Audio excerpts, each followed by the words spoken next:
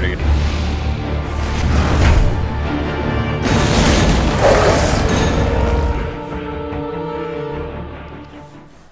Good evening, ladies and gentlemen. Happy Monday. My name is Lycan, and with me I have the wonderful Destiny. How you doing, Steve? Hey, I'm doing great. How you doing? I'm doing swell. And with us we have our guests, both returning. Both very glad to have you here, Kane and QXC. Kane, how was your weekend? It was good. It was very relaxing. Yeah? Anything SC2E go on? No, not really much in terms of StarCraft. We went out Saturday night to like the Oktoberfest of Switzerland, kind of, so that was pretty fun. And yeah, not much StarCraft. The Oktoberfest of Switzerland, what's that like? Yeah, it was good. It was lots of singing and beer and big glasses. It was fun. That sounds awesome. QXC, what about you? What'd you do this weekend? Played StarCraft. I've been playing some Heroes of the Storm too. The game's pretty fun. That's a lot of fun. What do you like to play? Either assassins or mages. Basically anyone who does a lot of damage or can make plays. So. Wait, for yeah. what game? What game? Heroes of the Storm. Oh, gotcha. Is it still in like alpha or beta? Or Yeah, it's it's the final technical alpha. It's supposed to be the final stage of the alpha. Yeah, Gotcha. it's like super casual. I play with my girlfriend, so it's a good time. Nice. Steve, have you played it at all? Yeah, I played it a lot when it first came out. When it was like when it was in the early stages, or not like the first. I mean, there were people who were there before me. But when they first started sending out like invites or whatever. Yeah, and then the hype kind of died down, and that thing was on the top of the stream charts for a couple weeks. I think it was like a few days. I don't think it was on top for very long. It died A lot of off when people they could have a lot of kept it up people like Hearthstone, and then it probably would have kept going, but they just stopped giving out the invites. Yeah. I think it's just because a lot of people don't have access to it, so a lot of people don't really care. And soon it will make a return. I think it's it's definitely a different game. It's like anybody who comes from Dota or League and they're like, I want Blizzard to make League or I want Blizzard to make Dota. Like they're gonna be disappointed. But it's a fun game in its own right. It really is. Have you played it, Kane? No, I haven't played it at all. It's a lot of fun, and there's a lot of things that people are like, oh, what, you don't have last hit mechanics or gold mechanics? Oh, then this game's gonna suck. And no, I think it's very unique so far in comparison. Sure, it's gonna steal some aspects of the MOBA, but I like it. I enjoy it. Yeah, I think that's important that it's different enough from Dota and LoL that like, because if Blizzard were to just jump in and try to compete with them right off the bat, like it's not gonna work. I mean, but for them to make it the way that they did, it's different enough that you can still like play it and not feel like you're just playing another LoL or another Dota. So that's good. Yeah, it's definitely fun. I'm really excited to see. Okay, they've got what 4 pro teams I think going to play it out at Blizzard, so BlizzCon, and that's going to be exciting. Will it be able to be competitive in the long run, you think, or will it still be more of like a casual game? I think people play competitively. Like I mean, they'll people play probably competitive Flappy Bird. I mean, yeah, you can play this game competitively, sure. Wait, Okay. they really? Then they have like an Angry Birds tournament at some point for mobile sure gaming. they have like basically if people play it, there can be If there's an tournaments. audience for it, yeah, it'll be a tournament, Right. yeah. Okay. If people play something, they'll probably some percentage of them will want to watch it. Yeah. As long as you have people who want to watch something, you have potential for a tournament. There was I've never watched PewDiePie before until last night, and there was I don't know, he's playing some game, and it was this human that just like would get shredded into pieces of meat. I don't know. He was like in a wheelchair. Oh, Is that like Happy meaty- Wheels. It Oh. was probably Happy Wheels.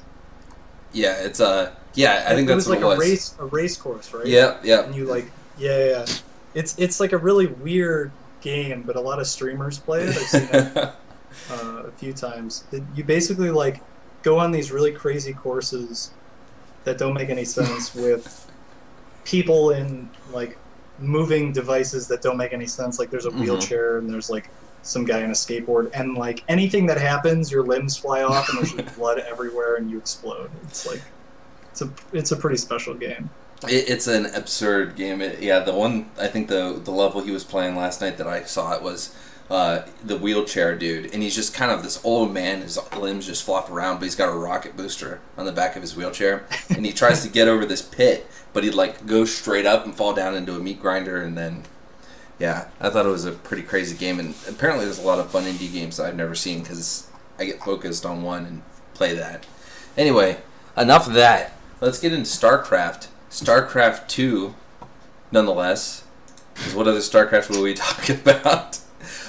We're going to go into a replay review, and this week we're going to be reviewing Scarlet versus Bunny, and this is going to be their first meetup from Maddle's Foreign Hope Tournament. If you guys haven't checked out Maddles, you should. It's at Maddles91 on Twitter. He does a lot of great streams. He's almost at, I think, 1 million viewers for this month. So he's getting up there. He's doing a lot of great content. And so if you get a chance, check him out. He posts on Twitter. He posts on Reddit and Team Liquid and all that stuff. So definitely give him a view. We're going to go ahead and put the hold screen up, and we're going to get loaded in here. So just sit back, relax, hold tight. And we're going to jump in. We're going to do a little bit of replay analysis with the beautiful Kane, Destiny, and QXC. Stand by. This is game 1 between Scarlet and Bunny. So throughout this, you guys, keep an eye on things that you want to have questions about. And in the end, go ahead and post the questions to the Reddit thread, which is on the front page. I don't have the link for it because I'm in the game. Or you can go to @LycanGTV. Tweet the questions, who you want to ask the question to, and we will answer your questions throughout this whole process. So usually be after each game. I'll check and see if there's new questions up. Cool. Alright. So, they're just going to see... Yeah, they're just looking at your camera. Yep. But I can put them on your camera. Probably don't. I'm kind of a spaz when I watch replays.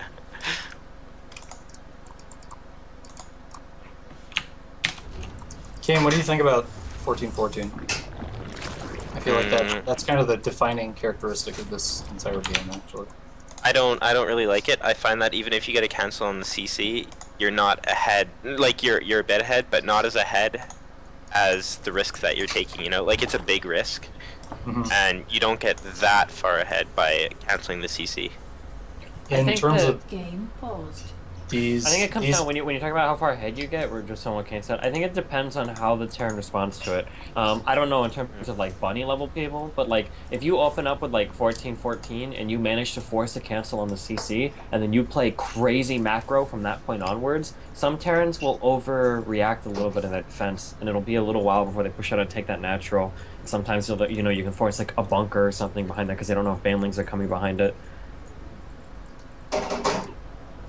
Yeah, I think that's a reasonable, but I think that's going along with what Kane said. Yeah, it's the risk. Because if they get an SCD in your base and they see that you're not mining more gas, then they don't have to worry about it. What about these? If they start the CC on the high ground, which nobody does anymore, but if they did, wow, you're super fucked. You're super fucked. Like almost auto loss. What about in these? Do you think CC first is CC first like bad, good for Scarlet? Like what would Scarlet want to see when she's doing this build? That's a good question. I think probably just like a standard Reaper opener, and he sends his first Reaper to her base. I think that's what she'd want to see, just like a completely standard opener, no SCV scout. Because kind of like that. You can't check the gas timing, and the Lings will slip by the Reaper, right? If there was a Reaper with this 4 timing. Right, yeah. The thing with CC first is that by the time the first Lings get there, the CC's already done. Yeah, so it's you like can't cancel anything. Yeah, exactly. And they can just wall off the front with a debuff. They're quick enough with an SCP. I guess CC first is like the worst thing to run into with this. I think the absolute best thing might be like a standard 1-Rax, not standard, but like a 1-Rax Marine opener or something, but nobody ever does that anymore. It's all Reaper openers now. Why? If they open Marines, then like they won't get a Reaper to see when your hatch starts or anything like that. A lot of the time they'll just play, like, kind of make 3 or 4 Marines at home, maybe go hunting for an Overlord or something. But they'll never see like when your hatch starts. So I think that's the best possible. So you're saying like a 1-Rax expand? Yeah, like a. But yeah, everybody goes Reapers now, so. Right. I feel like Game paused. the Overlord's not in position. I was gonna say like Scarlet's decision to make more Lings here seems really strange, but the Lings actually ran out of the base, and the depot wall off seems unusual. Like, it's a really good response, I just wouldn't have thought of it myself, if that makes sense. I think on Yeah. Scarlet's point, I think it's, okay, I just opened 14-14, and he fucking CC'd first. Like, if I don't cause damage right now, I'm completely and totally out of the game against somebody like Bunny, right? Like, you can't play, Sure. you can't play this position as Zerg in a ZVT. There's no way. You're so far behind, you know? I think. So, like, even if all these Lings were drones, she'd still be, like, in a really bad position, basically. Yeah, I agree. You're I so agree. behind. Yeah. So it's like, you know, she's got several bad decisions, or several bad choices that she could make, and she just makes the one that seems the most likely to do something. Yeah, well, it's like trying to salvage a situation, right? Like, Right. he did pretty much the most economic opening possible, more or less, like the most economic, reasonable Terran opening, CC first, and she did one of the least economical openings possible. Like, not even like 15 hatch, 14 pool, but like, you know, like this gas pool first. Like, if you don't cause early damage with it, you're completely far behind.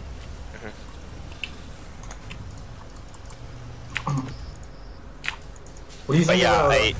I think the supply depot, like QXC said, that supply depot wall off is really, really smart.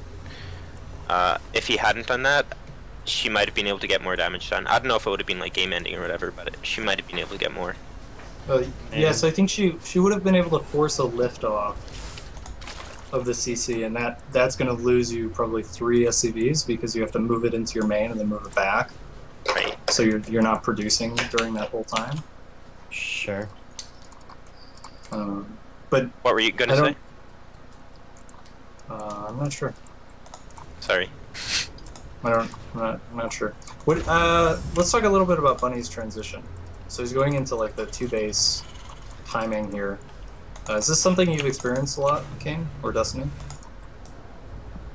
2-base TVZ timing? Yeah, just like what he's got right now. This is a 3-rack setup. He's gonna get stim and +1 pretty early, and he's basically gonna push when he has those 2 upgrades done. Game resumed. Yeah. I mean, it happens. It's really rare that I see this in my games, but it's one of those things where, like, when it would happen, it was like, oh, well, fuck. He didn't have a third, he didn't even make a third, and I just got timing fucked. I mean, it's happened before, but it's pretty rare, I think. I don't know if Kane sees it more often. There's 2 players on Europe that do it a lot, and that's Yoda and Happy. Personally, I don't think it's that strong. I think it's kind of hoping that Zerg just thinks it's a standard opener, like 3cc opener. Right. It's one of those things but where, like, it catches you off. Like, if you think they're 3-base and you just make like 400 drones, you got your upgrades Exactly. going, then you like take a 4th and they don't even have to start it. You're like, oh fuck. Yeah. You're like, okay.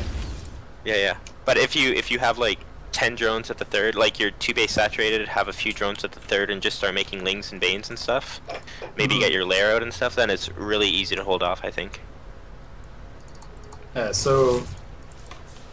Because right now it's really weird, because Scarlet's up 20 workers, even though the opening started off so badly for her.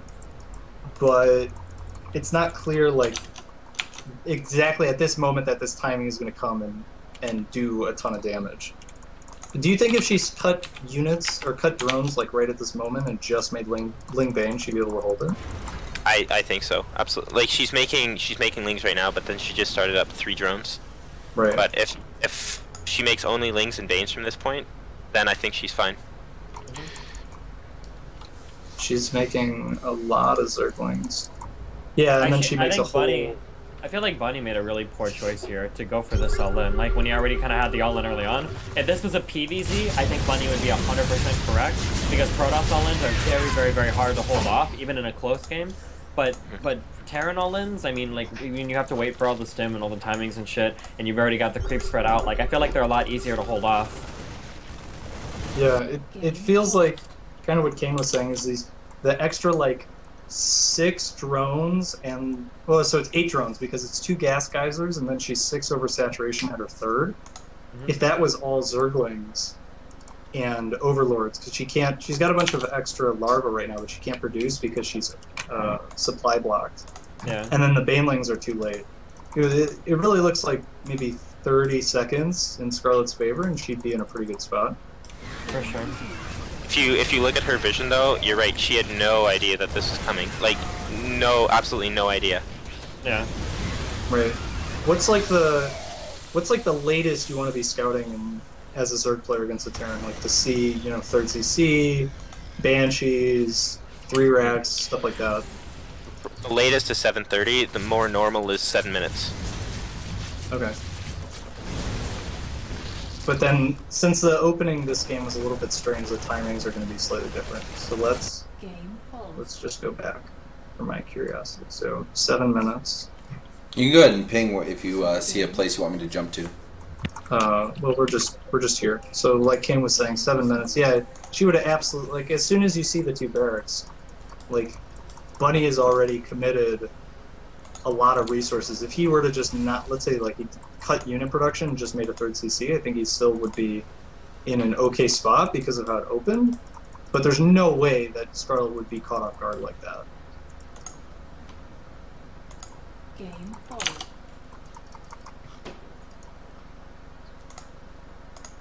Yeah, cool. Well, we can watch the end of the game, unless you guys have something else to talk about. Game 4. Game resumed. I'm just kind of impressed that she, like, if she had cut drones at the right time, she would have been fine. Like, even with the less than optimal opening, she would have been fine, I think. Yeah, I really don't like this all in because it's so micro dependent from Terran. Like, if you might mess up your micro even a little bit, you're just screwed. Like three or four banelings just can kill this entire push, you know? Yeah. So let's. It's like when you play a CBZ and like if you play a CBZ and then like your opponent fast expands to the gold, and then they do like a Ling Bling all in, and you're like, I mean, okay, but like it all comes down to the baneling hits. Like the gold isn't helping you there. Like I'm not sure why you're doing. You know, I feel like it's one of those scenarios. You know. So right at this moment, if the push comes in, I think Bunny does a pretty good job of not revealing this. Like he clears the way with the Hellions, so she doesn't know the Marines are coming. So she only makes like a couple of banelings. I guess she doesn't have a lot of gas. She did like standard stuff in terms of like clearing the way, but like Scarlet could have easily sent in a load at any time. Like I think this is just like the ZBT oh god, what's the word? Paradigm? Apathy. It's like the ZBT apathy. You're like scout, you're like, oh, what are these fucking 3 base? Like, do I really need to go in and check? Because like I said, like this is the kind of build where like it happens to you online, you're like, oh fuck, like you didn't take a third. Well, whatever, fuck you. You know, it's like one of those builds that happen, and you're like, I should have never lost to this. And I think that's kind of what happened here. Cool. All right. Let's quit that one. We're gonna hop into game number 2.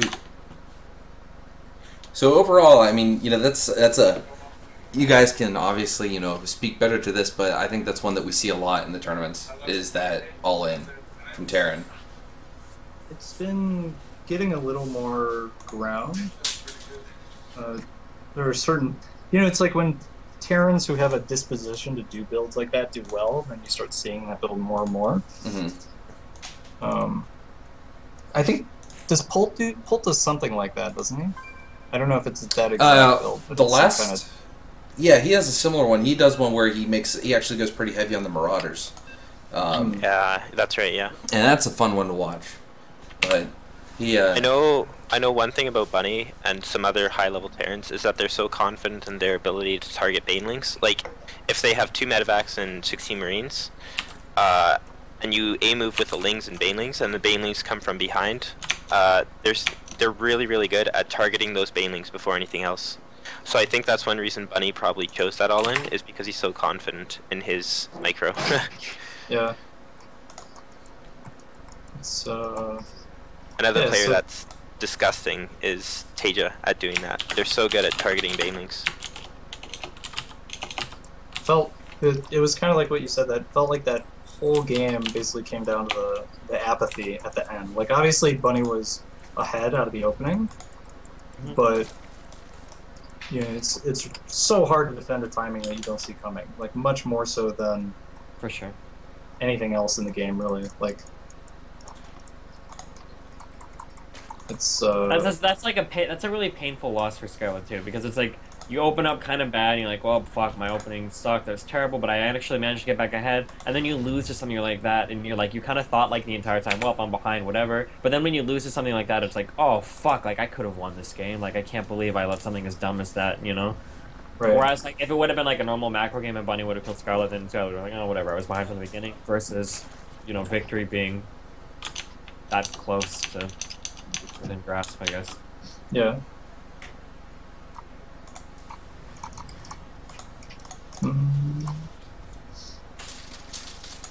Can you guys talk to me a little bit about gasless? What maps favor, what maps don't? Like, what do you as a Zerg player, like, what's your game plan when you open gasless? I guess. Well, it's really popular right now on every map. Well, pretty much every map except for like merry-go-round. But everybody is going like 1 Reaper into Reactor into like 2 or 4 Marines. So it's really popular right now because of that, because 1 Reaper can't really do anything. It's also really popular on Nimbus and Deadwing because CC first is so common on those maps. The natural is so easy to take and so easy to defend that almost every Terran will go like CC first on those maps. And gasless is just more economical.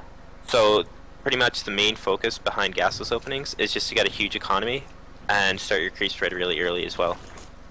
And Just what we see you're still Scarlet doing safe. right now. You're still safe because of the tendency of Terran players to not open multiple Reapers. Right, if 'Cause they if you- open 3 Reapers, it's really hard. Like Catalina and Merry-Go-Round, you normally don't want to open gasless.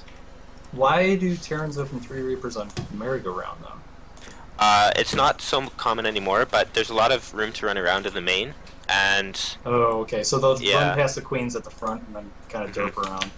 yeah, but it's way more common on Catalina. Merry-Go-Round is mostly the 1 Reaper into Reactor Marines now as well. Okay, yeah. Besides 3 Reaper build, are there any like major threats that you have when you open gasless? The 4 Hellion run by, you need to make sure that by around 7 minutes you need to have like a wall up or queens in position to defend, because there's players on ladder that will just run by with the 4 Hellions, first 4 Hellions that they get, and that can kill a lot of drones if you only have slow links. And do you feel like it's okay to go gasless into Muta, or it just feels like your speed is so late, so you just rely on the queens to defend for like a long time? Yes, yep. You can do queens and spine crawlers. Your speed will be quite late though, especially versus a build like what we see from Bunny right now. He's doing like a marine drop with Hellions and a medevac, so it's really hard to hold this with just like a couple queens and slowlings. It's much easier if you have speed. Do you ever do something like get that roach warren, make like 6 defensive roaches while your speed is researching, or does that kind of cut into your build too much? It takes a lot of gas to do that, but it can be done. It's almost too safe to do that. You either need to like go roaches after that, or you need to hope that your opponent's like attacking you, because it's really, really safe and quite uneconomical, I would say. So like when you go into a normal game, you're going to be even or slightly behind on economy, I would say. Yeah, I think it's a little bit silly to open if you do like the fast 3 hatch and then you end up building like 6 roaches every time for safety. Like you're kind of shooting yourself in the foot, right? Like I'm doing this build to be ultra greedy, but then I'm gonna make 6 safety roaches, right? Like I think that's kind of contradictory. So basically, like if you scout, let's say in this game Scarlet scouts that it's like a late 3rd command center, then the roaches make more sense. But as something you're going to do blind, it's kind of not. It doesn't make any sense. Right. Yep. Okay. I would agree with that. I don't know what Destiny thinks, but I think that's pretty accurate. Sure. Yeah. Cool. And in this, I feel like Scarlet is. Let's talk a little bit more about what's actually happening in this game. I don't feel like this force actually damages a hatchery down that quickly. So for her to move her queens out and put them in danger like this seems pretty unnecessary. Like, she could easily just wait for the roaches to come out. The hatchery maybe goes down to like 400 or 500 life, but you've got 4 queens gathering energy. It's easy to transfuse and bring it back up. Maybe if you look at the context from this game to last game, maybe she's worried because she doesn't have any towers, that there's more reinforcements coming behind, and then it's another 2 base all-in, so she doesn't want him to get a bunch of damage on the hatchery right off the bat and then just come in and finish it off with a reinforce. Maybe, I mean, I don't know, I'm trying to think of it from... Well, she does see that it's making. I don't know when she started the roaches in comparison, though. Or put her queens out there. Well, so the roaches were in production before the queens actually moved over there. So yeah, I think you're right. I think she should have just waited like maybe 10 to 15 seconds, because 4 queens can get killed pretty fast if they don't have enough transfuses and stuff. Even though it wasn't 8 marines, I think it was like 5 or 6 maybe. It can still kill queens pretty fast with medevacs and like 6 hellions or 8 hellions or however many it was. This drop is doing a lot of damage in the main. Yeah. Oh, I didn't even notice that. Yeah. And that's... I feel like after you hold off a timing like that, she took her roaches and she moved across the map, but it's like very unnecessary. You already held off the timing. Like, you're already very far ahead because you know your opponent's third base is really late.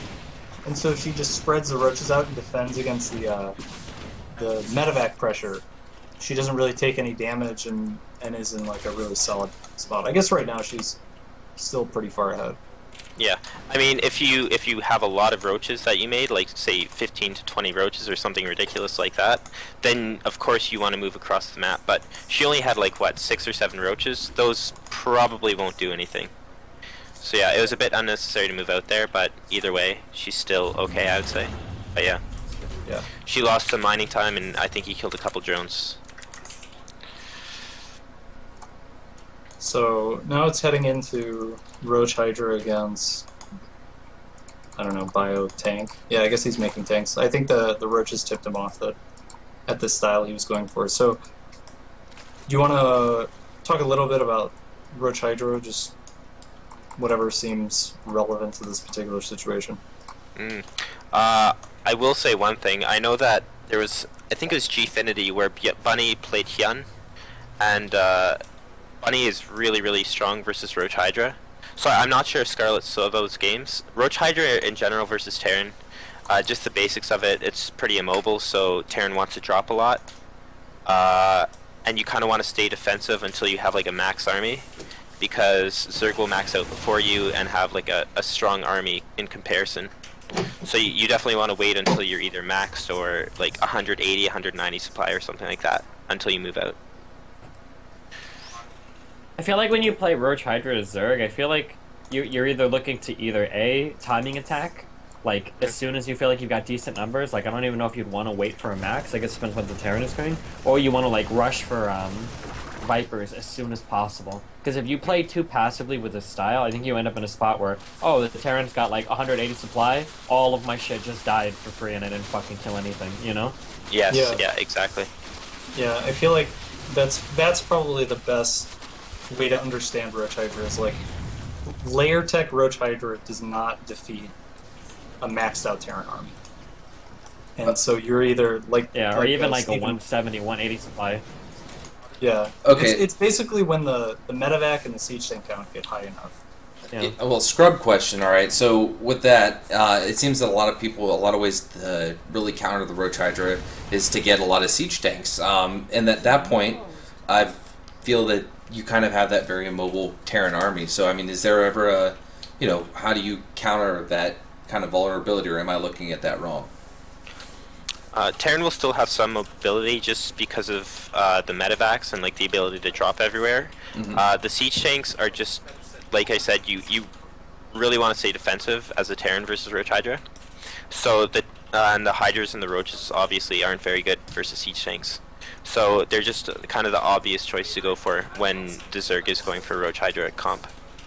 Yeah, and it basically comes down to like nothing else you make as a Terran player can actually defeat this army.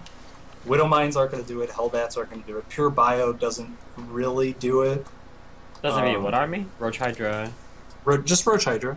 I don't think you can beat Layer Tech Roach Hydra with just pure bio, unless you get 3-3 against or 2-2. I think if you stay up to date on your upgrades and the Zerg doesn't have Infestors or Vipers, I actually think pure bio will beat it pretty handily.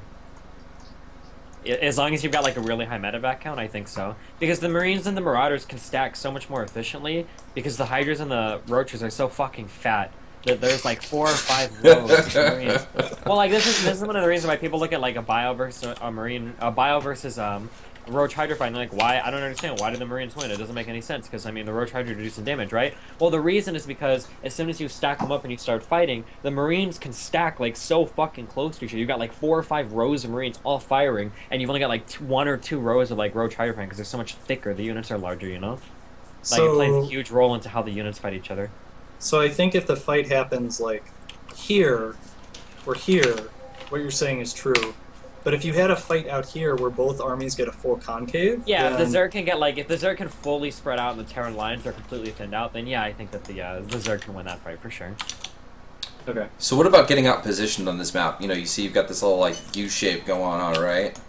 Like, is that, you know, how do you handle being pushed upon by the Zerg? I mean, obviously you have, you know, you're playing defensive with tanks. Are you able, or is it just kind of sit back, wait, and hope that you can get some drops in to do some damage on the back end while you're playing defensive? Well, so there's kind of a point where you can do drops to keep the Zerg army at home, and then there's a point where you have to have most of your supply at home because you know the Zerg is going for a timing. Mm-hmm. And if you, in this case, it's a little tricky for Bunny because he doesn't have any bunkers, but it's also kind of okay because he's starting to get like that critical amount of supply. Going up to like 170 supply. So pretty Drops much what also, you do. I think drops are really important too because drops are really supply efficient for the Terran. Like if you're dropping a lot, the Zerg isn't going to just keep back 4 Roaches. Like 1 medevac with 8 Marines is always going to be able to beat 4 Roaches. So technically well, I guess it'd be 5 Roaches. 5 roaches, yeah. But even 5 Roaches aren't going to beat 1 medevac with 8 Marines that come out and get stemmed. So like the Zerg does have to keep more back to deal with those medevac drops. So I think it's good to keep at least 1 medevac on the map to force the Zerg to hold some of their army back. Yeah. This is definitely true. The other thing is, like, not just will the drop generally be more supply efficient than whatever it's defending, but if you imagine, like, if there's 1 medevac here, and the Zerg player wants to keep this base and this base safe, then they need enough units at both bases to prevent that medevac from unloading. Right? So, like, even if 5 Roaches will beat that medevac with 8 Marines in it, it's not, you can't have 5 Roaches in 2 different places. So the Zerg player is necessarily going to have to commit a little bit more supply than the Terran player does. Yeah, what's you know, so you're late game, you're, you know, kind of in the position we are now, maybe a little higher supply for Bunny. How much of your supply is that about what you want to do? Is 2 medevacs worth of Marines? Is that how much you want to commit to a push forward if you're being pushed on? I think at this point, 2 medevacs is reasonable. I would consider 3 or even 4, but if you go anywhere above 2, you definitely need bunkers at home, because what will happen is you'll like 4 medevac drop the Zerg, and they'll just take their whole army and base trade you, and then the Roach Hydra reinforcements coming out at home will usually be able to eventually clean up your push. But if you lose, like if Bunny loses this position at the front there, he's never going to stabilize. Or if he does, it'll be just in his main base, whereas the Zerg player, you're not really going to be able to, if you drop his main, be able to push through the main, the natural, and the third. To do the equal amount of damage. Yeah, I don't like doing base trades against Roach Hydra unless I'm like super hunkered down at home. Like I've got 4 bunkers, I've got 6 siege tanks, like a wall off, stuff like that. The way Bunny's set up right now, there's no way you could do a base trade. Got it. Yeah, I think like if you base trade against like Ling Bling Muta, like it's a little bit different because in order for that to work for the Zerg, like they've got to like get the Lings to the side, they've got to start making Banelings, and then they got to bring the Ling and the Baneling in together, sometimes with the Muta on top of that, right? Like you can't just rally Ling Bling Muta to like a drop and hope that it'll get cleaned up, because you can end up losing a fuck ton of shit that way, especially if there are 2 medevacs, right, or more. But with Roach Hydra, the reinforcements that roll out, like you can really literally just rally them to your natural, and like they're pretty tanky units. They can do a lot. I don't know. Base trading against that seems a little bit scarier depending on the circumstances, like Hiritsu said. All right, let's continue on. Cool. So, Kane and Destiny, I was hoping you guys would talk us through. Scarlet's about to get 2-2. Her Hydra speed is on the way. She's obviously maxed. She's looking to make a timing. So, what really goes into making the timing work? Like, what is she trying to do? Where does she want her army to be? Stuff like that. I think this is the best way for her to lose the game. I don't know the outcome of the series because I didn't watch it, so I might be talking my ass, but I feel like this is the attack that I would do on stream, and then after I would do this attack, I would lose everything, and then I'd be like, oh, fuck, I don't know why I didn't just wait for Vipers. I shouldn't have fucking attacked. It's way too stupid. Like, that's what I would say. The thing with this attack that she's doing right now is she's investing in Hive, and she's at a relatively high drone count for Roach Hydra. Normally you want to be around 65 for Roach Hydra, and right now she's at 75. So it's like she's investing in a lot of other things, and then she just attacks, and I don't know, it seems kind of like a weird attack to me, I agree. I would have just kind of waited. I think it's good that the Hive is coming, but look at that 11 Hydras, like that's so much gas, that's, what, 550 gas is being dumped into. Wait, how much are Hydras? Or 50 gas a pop still, right? 50 gas each. Yeah, but I mean, like, that's like almost 2 Vipers right there. I mean, I don't know. It's really scary when you start trading away shit like that. Yeah. So you think her production was optimized for? Oh well, probably I want to talk about this and then we'll keep going. Her production was optimized for Hive and Vipers, but her strategy on the map was more consistent with like a huge 2-2 timing. Right. Yes, I would agree with that for sure. Okay. So if she was really going to make that work, she wouldn't have saturated the 4th base really at all, and her Hydra count would have been higher. Right, and no Hive on the way, most likely. Like, if she's doing a 2-2 Roach Hydra timing, normally you don't invest in the Infestor Pit and the Hive. Because that's like, what, 300 gas right there. Which is like 6 Hydras. And you don't normally want to split, you don't even want that many Hydras, I think. You go, like 16 Hydras, and then just enough to, like, fill in the back rows, and then you just go with the Roaches and the Hydras when your 2-2 hits. Like, I think time would be a little bit earlier versus, you know, spending gas on the Roach one. Or the, Infestation Pit and then the Hive and whatnot. Right. You can like not go for the timing and just go for a quick Hive, but I gotta be honest, her Hive was a little late this game for that, so it's kind of like she was taking the middle road, and she was kind of indecisive whether she wanted to attack or whether she wanted to do a quick tech into Hive. You kind of have to commit one way or the other if you're going to do something like that. I think it's the worst decision is indecision when you're doing this kind of strategy. Because, like, a Roach Hydra timing might work, and Vipers might work, but doing, like, a halvesy, like, kind of Roach Hydra timing, but not committing enough to kill the person, and then having a lair or a Hive that's too late to get Vipers to kind of do, like, another push, like, I feel like you can wind up in really awkward spots there.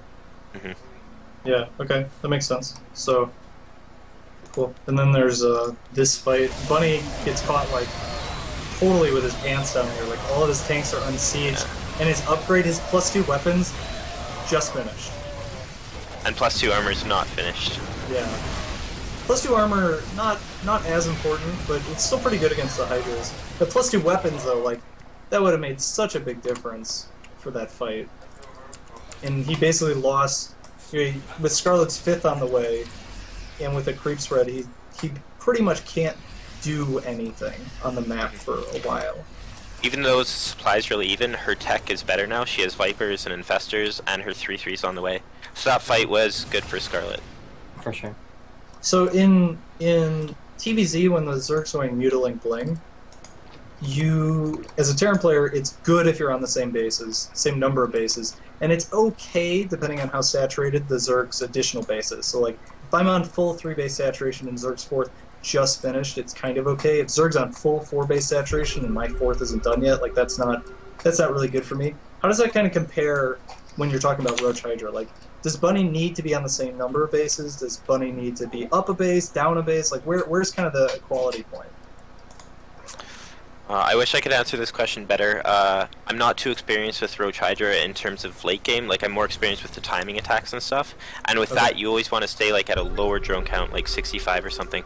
But with this kind of style that Scarlet's doing, with the heavy tech and the high upgrades and the Hive tech, I'm not too experienced in answering a question like that. Maybe Destiny knows better. I mean, I kind of, for personally, like, I mean, it depends obviously, I guess, on how comfortable the players are, but I feel like if the Zerg starts to get out an army where you've got Infestors and Vipers, and they can use both well, and then Roach Hydra, I don't know how Terran wins the game from there without, like, excessive drop harass. I don't think Terran can ever take a head-on fight and win at that point. Because the Blinding Cloud is just way too fucking strong. So you think it's less about the number of bases and more just like on the amount of tech that the Zerg has? Like, if Scarlet was still on 3 bases and somehow she was able to get this type of army out, it'd still be like, okay. I mean, I don't know, I kind of feel that way. I also feel that way though if you're doing Noodling Bling, like once you reach a certain stage in the game and the Zerg can fucking make like 100 Banelings, like it seems like like if you trade an army and you lose as Terran, which seems really easy to do, to lose your whole army if there are so many Banelings, like the base count almost doesn't matter at some point, you know, assuming that both players can replenish their army, because the Zerg will remax instantly and just fucking roll over whatever they can, you know? Yeah. I'm not sure, like, how many bases the Zerg player needs, or if they need a base advantage to get to that composition. Like, I feel like Scarlet basically got a free base because Bunny failed that first attack.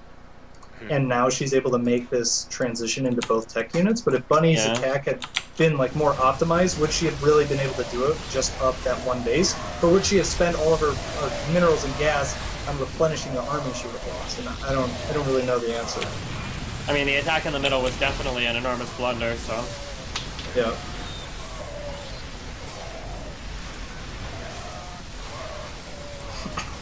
Yeah, like right now, Scarlet's on like 10 gas, and she can just make like endless Roach Hydra. Right. But yeah. What do you think is like the optimal, if you were to make like any unit comp late game, Roach Hydra, let's say Roach Hydra, Viper, and Fester. What would be like the numbers of each of those units? Like how many Vipers? Like 5 Vipers, 10 Vipers? I would say three to 4 Vipers. Mostly Roaches, like with a few Hydras to back it up, and maybe like 6 to 8 Infestors, something like that. Maybe a bit less. I'm not too sure. Like I said, it depends a bit on the Terran army. You're gonna want more Vipers if they've got a lot of siege tanks, because you're gonna need to do some abducting there, and you know that costs energy. I like a lot of Vipers, actually. I think like 6 to 8 Vipers, because the more you have, the more you can push. Like, if you're dropping Binding Clouds, the Terran only has one choice, and that's to retreat every single time. As soon as you run out of Binding Clouds, the Terran can actually start to fight back. Or Blinding Clouds, sorry. I think 3 might be okay, I guess, if they're all full energy, but I think 6 gives you, like, a lot of wiggle room. You could chase the Terran really deep back into the base if you've got 6 Vipers, because you just keep dropping the Blinding Clouds, and they have to keep retreating over and over again. What do you think, in terms of Bunny's strategy here, what do you think? Vikings, Ravens, Siege Tanks, what's kind of like the answer, at least, the best answer Terran can put up with, or that you've seen against Roach Hydra, Viper, and Fester? I was actually going to ask you what you think of the Raven transition, because I know like Hunter Seeker missiles can be really good versus Hydras on the backline, but it's such a big investment, and Bunny was only on 6 gas, I think. It seems like a really big investment.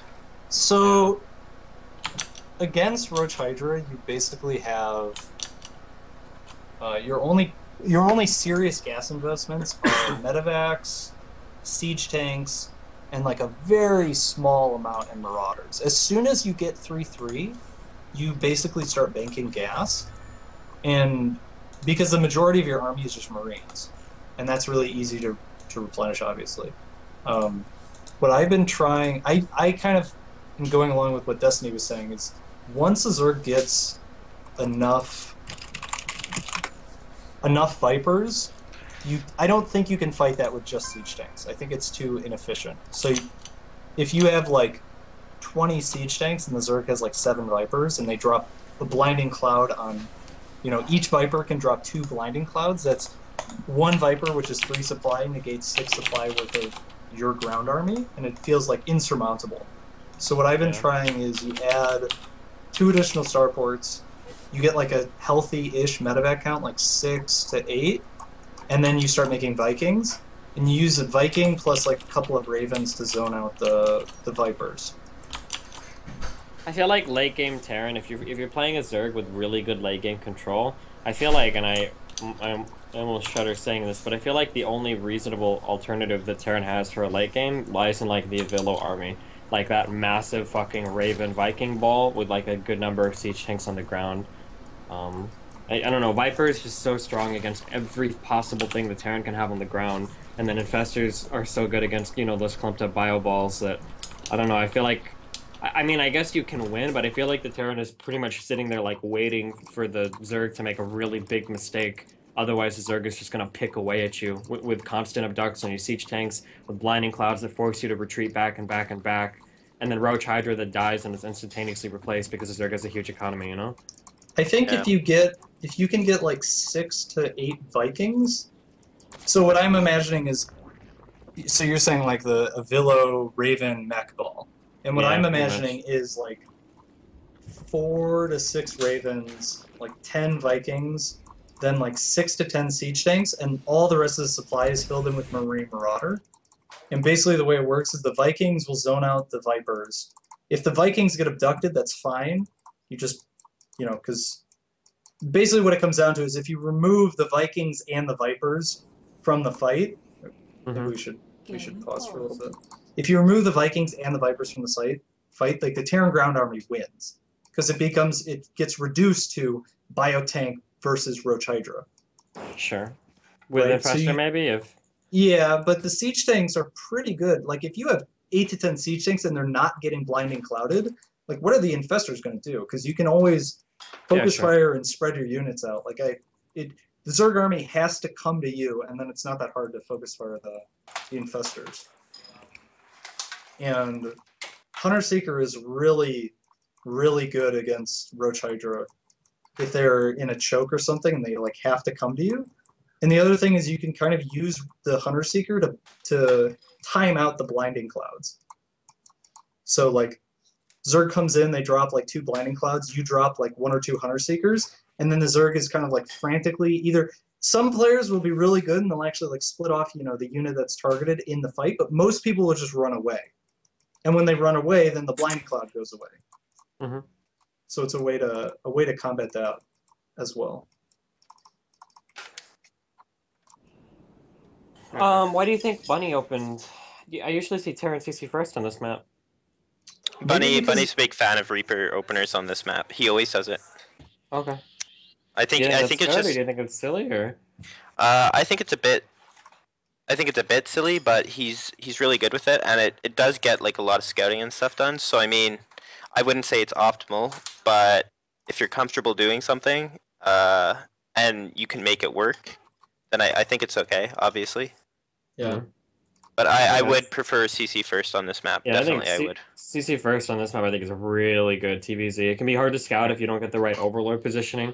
So you're like in the dark a little bit in kind of the beginning of the game. Like, I mean, the third, I don't know.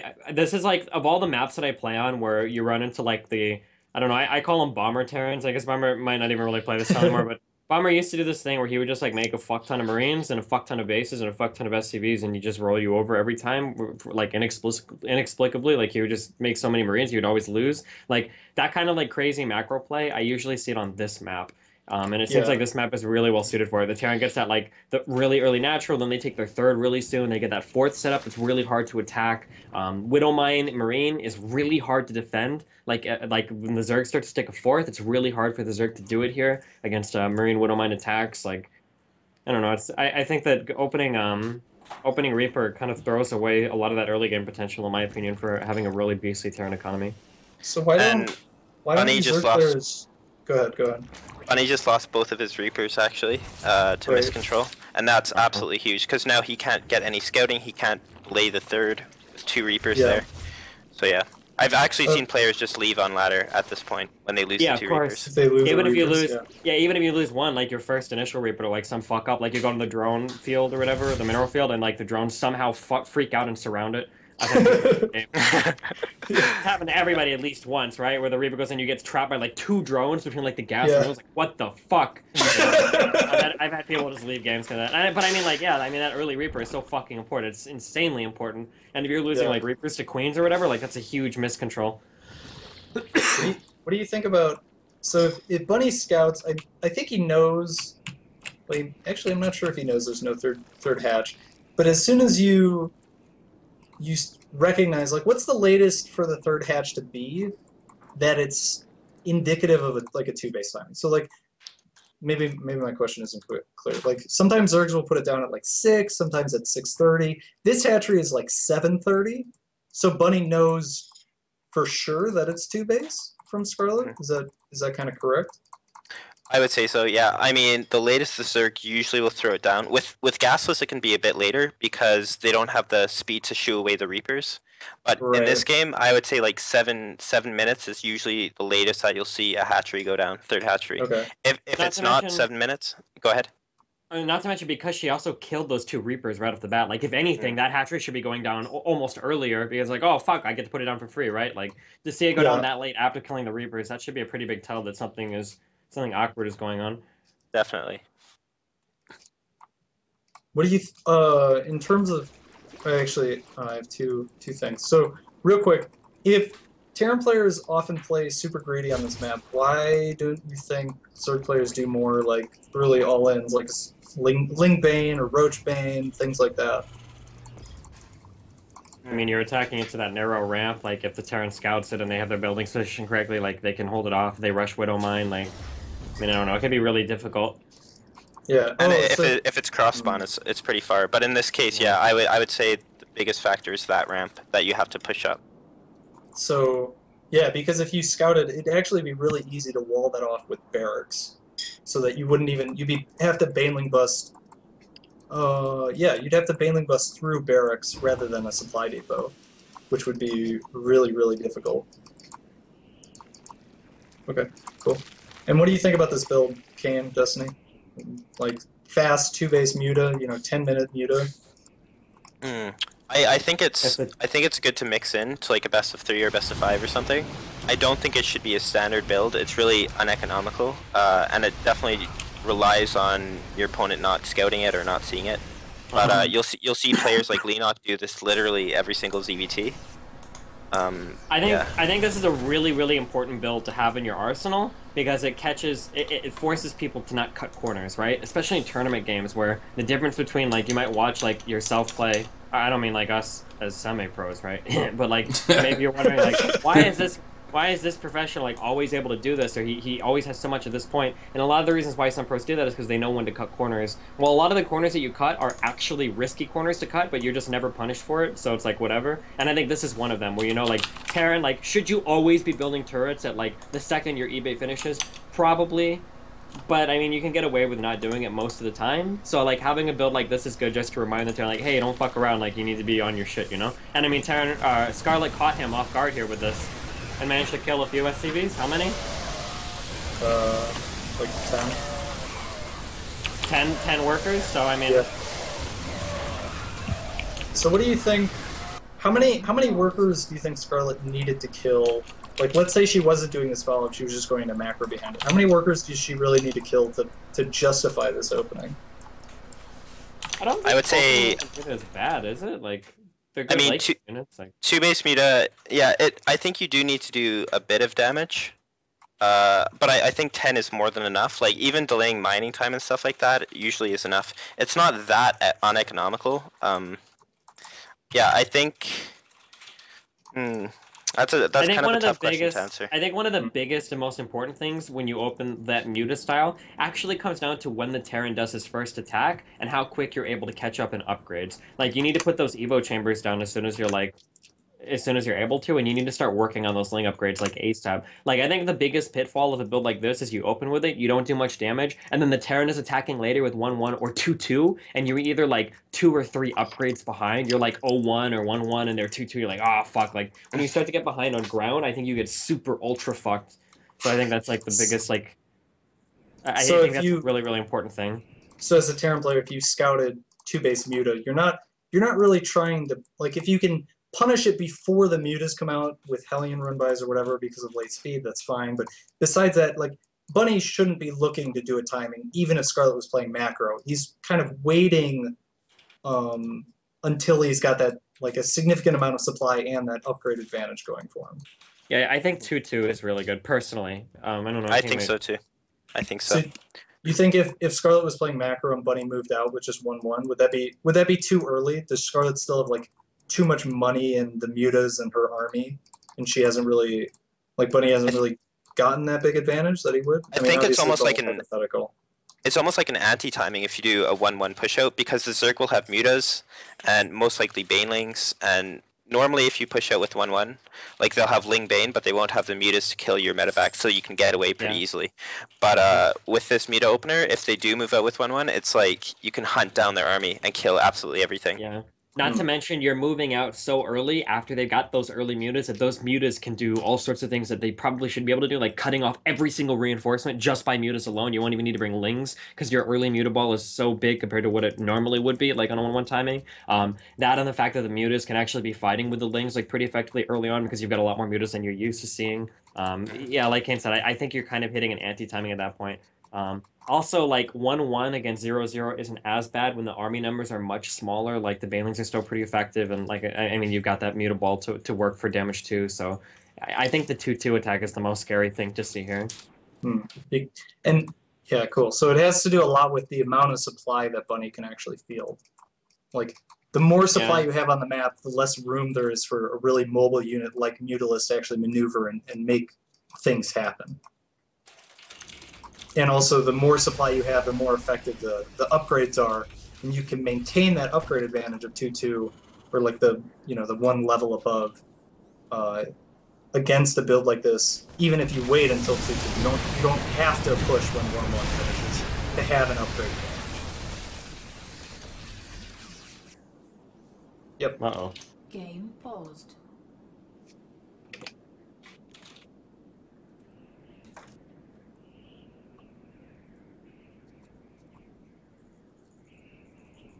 Like So a missile turret? one missile turret. I think you can do it with 6 or 7. If you want to be like super try hard about it, like if I'm doing it and I want to be try hard on my stream, what you do is you just lead with one muta and then you send it in, and as soon as that muta starts taking damage, you pull him back almost immediately, and he'll survive with like 1 or 2 shots left, and then you finish the turret off. In case no one heard of that, because I think I had the part where everyone else can hear me muted, I had asked how many Mutalisks you want to have before you would push into a single turret that's not defended by Marines. Yeah, I think if you're sorry, go ahead. Part of it depends on where the turret is. So like if you look at Bunny's natural, the top turret is way easier to pick off because the SCVs are farther away and it's harder to get full surround.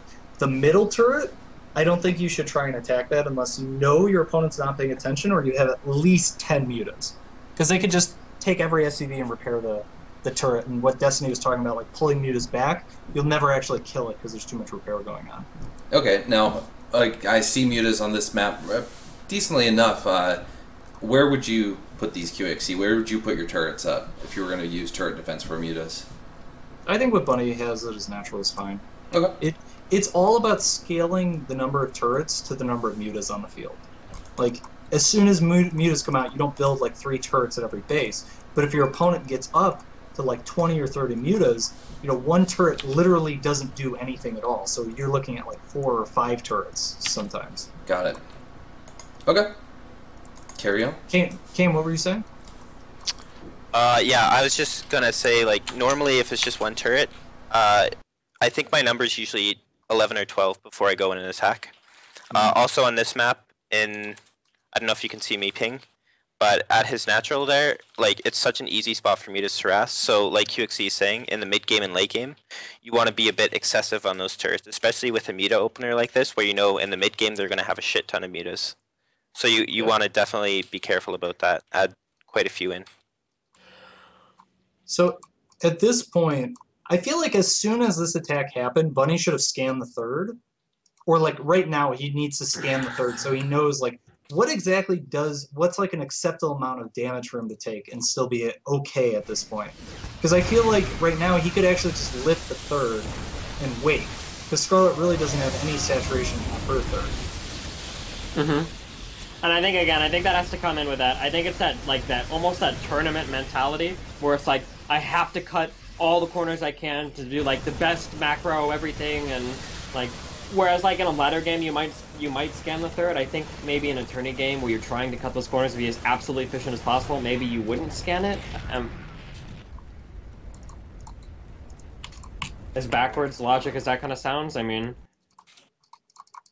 Yeah. No, I get it. But yeah, right now as Bunny, I feel okay. I mean, he didn't lose a bunch of SUVs. mm, Well, actually, he kind of did. yeah. I didn't know He that it was lost. 25. Yeah, Yeah. the worker count is pretty bad for Bunny. I don't think Bunny can or should win from here. I'm not gonna say can win from here because I don't know the outcome of the series. But I was looking at the Scarlett's upgrades putting though. up. Or sorry, what's upgrades?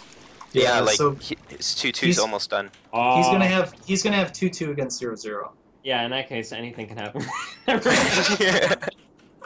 In that case, anything can happen. Man, So- when a Terran army on the ground gets ahead of you in ground upgrades, it's a scary thing. Being ahead 1-1 can be almost insurmountable. Being ahead 2 upgrades, that's pretty fucking huge. What do you think in terms of this map, like, or in terms of Bunny's strategy right now? Like, does he really want to just play around the 4th, which is what Terrans usually do, or does he actually want to be even more aggressive, like pushing his advantage into Scarlet's natural? I think that attacking the 4th like this leaves yourself so open to counterattacks. I would be really nervous if I was Bunny doing this, especially because he knows that she's a really mobile force right now. She opened up Mutiling Bane, so, I mean, she could probably A-move into his natural, and he'd be stuck at her 4th. Right. So yeah, I'd be a little bit cautious if I was him doing that. I So like you his think decision to like Bunny kind of back up. He should have stayed there. Yeah, like make sure that you clear the creep here and here, Uh-huh. and then you start pushing into the natural or the 3rd even. Okay. So you think swinging all the way around to this base is It leaves not yourself too open to counterattacks. Yeah. So This you is could cut through the middle. use like some drops, maybe like 2 or 3 medevacs over here, but you wouldn't want to bring your entire army there. Yes, absolutely. And what do you then- think about the way he's sieging here? Is this kind of like, Paused. is this okay for him to push all the way onto creep like this? No. You don't want to be pushing onto creep right now. You wanna make sure that stuff is cleared first. Even, I mean, even he though has, even with the even though 2-2? he has the upgrade advantage, yeah, I would still be really careful. When you attack onto creep, even though you have an upgrade advantage, the creep kind of negates it in a way, because you won't be able to split as well. You'll lose so many Marines. I don't know if I'd I be agree really that the careful. creep splits it, but I mean, yeah, it's definitely pretty risky to do this. But I mean, if you've got reinforcements coming, I don't know. Sometimes I think this is a really hard call to make. Like, Scarlet's army isn't that scary right now. There's not that many banelings, and he does have the upgrade advantage, and he does have a decent number of medevacs. Maybe not as many as you'd like at this point, but I mean, I don't think that's the worst decision in the world, unless he fucks up his splits like super hard and loses huge chunks of Marines, just because the baneling count is fairly manageable right now. So you think it's okay if he just sieges out that creep and like keeps denying the 4th using drops rather than actually pushing on a creep? I mean, I would prefer that. I think it's like Destiny's saying, like, unless he splits up or he messes up his splits and stuff like that, it's manageable. I was But like, I I think think there's that's such a I think this went exactly how Bunny wanted it to, where there weren't I that think many so. bandages. He took a few big hits, but it like in the end it kind of worked. That upgrade advantage was like working wonders for him too. Like the lanes weren't much of a problem at all, and once the banelings were dealt with, it's whatever. Right. it's just so easy to make a mistake as Terran on creep. So I would have preferred him to just kind of chill out a bit. Yeah, like I don't know. at this point. And I mean, even at that point, I still think those were okay-ish trades for Bunny because he does have the 3-3 coming. That's really important that he managed to start that 3-3 when he picked up the 4th. Scarlet has no saturation at his 4th. I feel like instead of going into the natural, if Bunny had just killed the 4th base and backed off, that would have been. Like maybe if his army was sitting here and he took like an external force and kind of killed the 4th and waited for her to attack into him. Is Right. that kind of what you're saying? Yeah. And or Maybe. even like he pushes up here, he forces that fight, but then instead of running to this base, he does like a drive-by here, and then he gets out that way. Yeah, I'd like that too. And this is what I was saying, like this is why it's so dangerous to move your army into that 4th, because look how open he is right now to a counterattack. Right.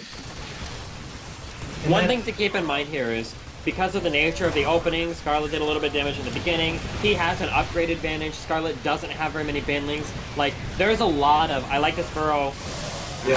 Oh, that was cute. That's nice. There's so Really- many different really things going here that a lot of these decisions are really hard to make on the fly. Like, we're obviously we can see everything in the replay, but to actually make good decisions on the fly here, to make perfect decisions, I think it's almost impossible. Just because there's so many variables that are like off this game as compared to a normal game. You know, Terran being ahead in upgrades, the awkward openings, Scarlet doing almost a 2-base on it. Like, there's so many off things that these decisions are really hard to make on the fly. Right. Well, so I think it should be clear we're not trying to be critical of the players or, you know, bad mouthing them or anything. It's more Oh, an yeah, yeah, attempt sure, to sure. understand. It's like if you saw this situation again, like what is we're all trying to learn here, not just us, but also the viewers. You know, that's why I'm asking Yeah, some of the yeah. questions that I ask you guys. Like, I already know the answer to, but I want you to explain it because I know that other people will find it interesting. And I Yeah, think sure. all the talk about like, does the damage that Bunny took, does that actually put him far behind? Like, how important are the upgrades? At what point can you justify actually pushing onto creep? Like, how much gas does Scarlet really have to spend? Like, all the Sure. variables that you're talking about Yeah. are what make this game so interesting to talk about. Like, it wouldn't be any fun if we just looked at a standard ZVT, because we'd just be Yeah, like, of well, course. this is the first timing. This timing does a little bit of damage. Then there's this other thing, right? Like, For sure. that For sure. that's yeah. what makes it so cool. Yeah. So one thing, kind of going back to what we were talking about, Kane, you were saying like don't push onto creep, even with the upgrade advantage, it's too risky. But how do you kind of limit the creep spread when your opponent opens fast mutas? Because it feels like you like you guys were saying, you can't really move out with 1/1 because your army will get hunted down. But then, so what do you do? Like, how do you keep the creep spread from getting out of control? Okay, so I know. Yeah, that's actually a really good question. One of the things with the 2-base meter opener is usually you won't have that good of creep spread because you'll kind of sacrifice queens early on in order for more drones because that's what you want. That's what you can kind of afford. But with this opener that Scarlet did, she opened gasless, and she got 2 queens quite early on. So it was like a really good opener for her, and she got really good creep spread out. So I think it's tough for Bunny this game to kind of limit that creep spread, but I think once you do get that 2-2, that's when you need to start clearing creep. I'm not too sure if that's the right answer, but that's kind of what I'm theory crafting in my head right now. What about like, first 2 medevacs come out and you just maybe you don't like try and push all the way to here, but you have like your main army rallied here and you have your first 2 medevacs kind of like sweeping this area. And then Yes. if you're ever under fire, you pull back to your main army and like you regroup. And I don't think even at that point Zord can really take that fight unless it was something like what Scarlet did where she cut upgrades and drones to make an army. Yeah, and the nice thing about medevac boost is that if you are sweeping around here with your army, mutas can't chase down turbo medevacs. Well, they can, but not if you swing back to here and regroup with your main army. They won't be able to kill that. So that's definitely one way that you'll be able to limit creep spread, but Yeah, so it is Another thing- tough. Another way that Scarlet, kind of to Scarlet's credit, one of the reasons too why the creep spread might be so out of control, that we're kind of not talking about too much, is that the fact that Bunny's taken so much economic damage, I think really pressures him to drop mules, Whereas, like, there might have been times where even with the upgrade advantage where Bunny might have been like, okay, well, I'm going to scan and kill creep here, obviously, right? But in this scenario, because he's so fucked on his economy, because Scarlet's done so many run-bys, like, he's lost 62 workers this game. That might be one of the reasons too why Scarlet is able to get so much creep out, for the entire game. Yeah. So we can kind of imagine there's a distance that a speed medevac can travel. Let's say it's from here to here. That is basically like whatever your forward-most outpost where you can 100% hold, the distance from that to your opponent's base is like absolutely where there should be no creep at all. Because you can always move up with your medevacs and then boost out and get back to your main army where they can't fight you. Mm-hmm. And against a super aggressive opening like this, that might be the best you can ask for. Like it might be just, the creep gets out to a certain point because you can't safely deny it. Oh, this is going to be ugly. Yeah, they're Oh man. like, especially walking onto creep like that. It's Yeah. she would have won that fight regardless, I think, but Game. it wasn't very close. Yeah. Yeah, and again, I think that had more to do with Bunny feeling pressure to drop mules so much instead of ever scanning because I mean, as a Terran player, how often do you like Bunny was taking almost all of those fights on creep, like pretty bravely. Yeah, and he those the like 2 or 3 run bys basically killed him, and I think that was basically all what Kane was saying is you just cannot afford to swing your entire army out of there's like the shortest distance path between you and your opponent, and that's kind of the most important place that you need to control when you're playing. I mean, obviously Scarlet could take her army and like run it all the way around, but that takes way longer. That's a lot longer amount of time where you have units that are not contributing to map control and they're not contributing to a fight in any way. And not only that, but with Zerg and how their mechanics work, a lot of players will hotkey their lings, like the eggs. That you, as soon as you make the eggs, you add them to the control group with the lings. If you swing away the whole way around with your army, what's going to happen is those lings will die to his army that's sitting on the shortest path, while your army has to go all the way around. So you're going to lose a lot of reinforcements that way. Right. But some Korean players and some players in general will rally their lings like to their natural or something, so you can kind of avoid it that way. But either way, it's still a bit hard. Yeah, that makes sense. Cool. Well, I think I'm done driving, Lycan. If you want your show back. There we go. Okay, hey, first, before I take back over, I apologize everyone for the typing. I had to restart XSplit right before the show kicked off, and it didn't have the other mic settings, so you guys were hearing stuff when I thought it was muted. I genuinely apologize for that. But no, Kevin, that was awesome. It was great to have you doing that, and I think you guided that discussion a lot better than I would, because obviously you're thinking at that level that I'm not at. But excellent work from all you guys, and even Destiny was getting a lot of compliments from the passion in the chat. So man, feels good. All right, so we're gonna take a quick break. When we come back, we're gonna take some questions. We're gonna talk WCS, a little bit of BlizzCon, and whatnot. So I'm gonna post in the chat question call in, and you can get this guy. I got an admin to do it so that he has to suffer the fallout of giving away his Skype on the internet, not I. I'm joking. But no, seriously, he's a great guy. I met him in Atlanta, and he is going to help with the with all this stuff. So take this and go ahead and give it a call. Give him a message. When you message him, send your question. Sorry for the typing. Send your question and your game name. So if you want to go by your handle, you can do that. Or you can send Steve, for all I care. But there you go. We're going to do that. I'm going to reload the stream. I have it renamed for Hearthstone and not StarCraft. I apologize for that as well. And, yeah, right? So, we will be right back. Ladies and gentlemen, we are back. Hopefully the microphone sounds good. I know you guys will all let me know if it doesn't. We've got Destiny, Kane, QXC. For those who missed the first part of the show, what we were doing was we went over a replay. It was the Bunny versus Scarlet Best of 3 series from the Foreign Hope tournament run by Maddles. That's Maddles at Maddles91 on Twitter. Definitely check him out. Check out his work. Check out his stream. He's almost up to 1 million viewers for the month, which is an awesome milestone. So definitely check him out. We got some calls being screened right now. Cool. So we're going to grab one of these in a little bit. Alrighty. So without that, hey, so the venue has changed for BlizzCon. If you aren't aware of this, when you go to BlizzCon, there are two parts of it. There's the big convention center area, and then right next to it is the arena. I don't know what it's called. Maybe it's just called the Anaheim Arena, something like that.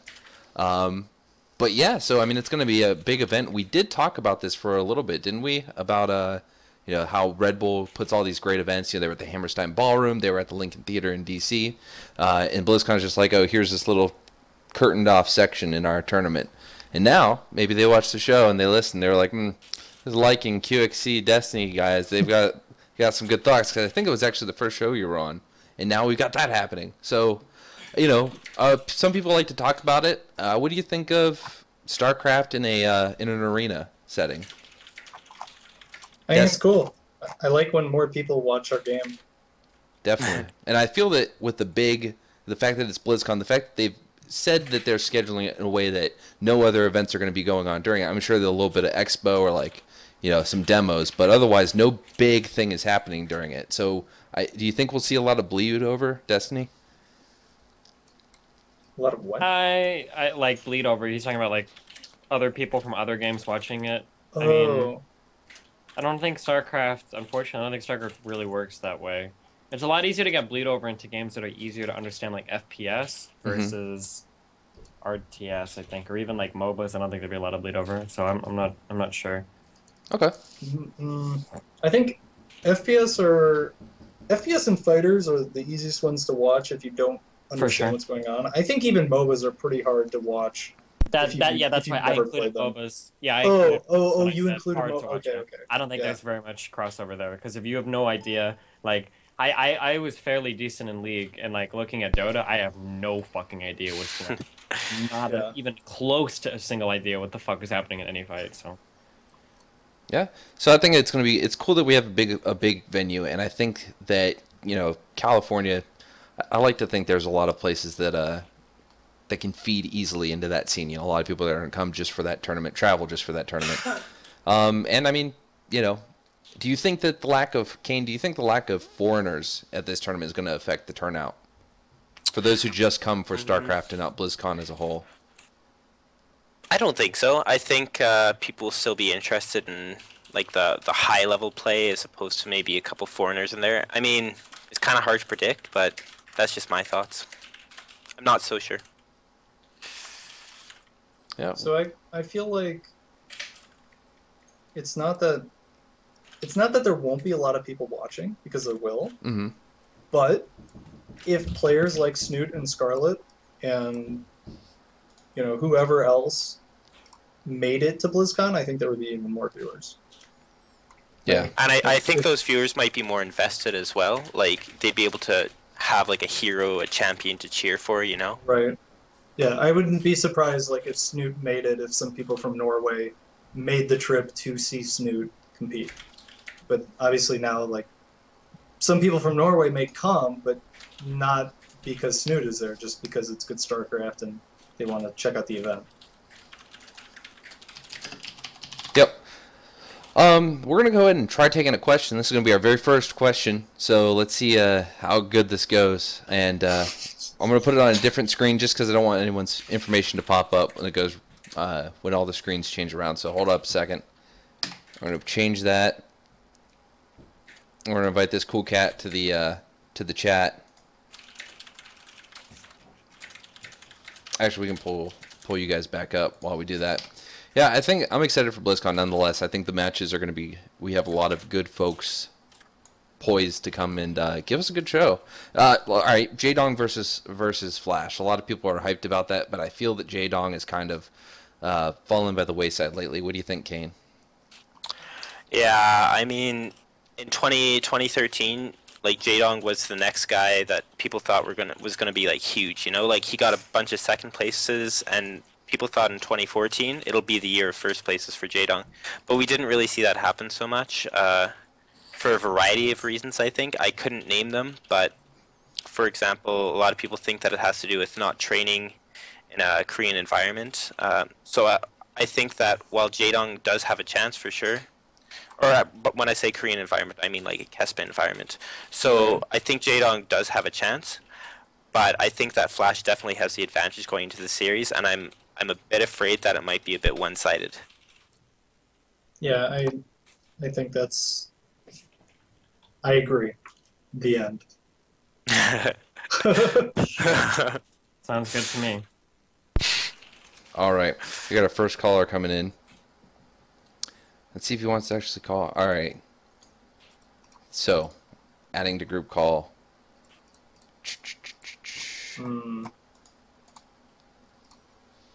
I am not skilled at this. There we go. All right, cool. There we go. His name is Mitch. And he's being added to the call right now. Perfect.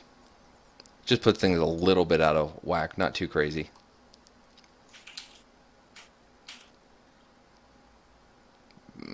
Kane, you're going to share a screen with him.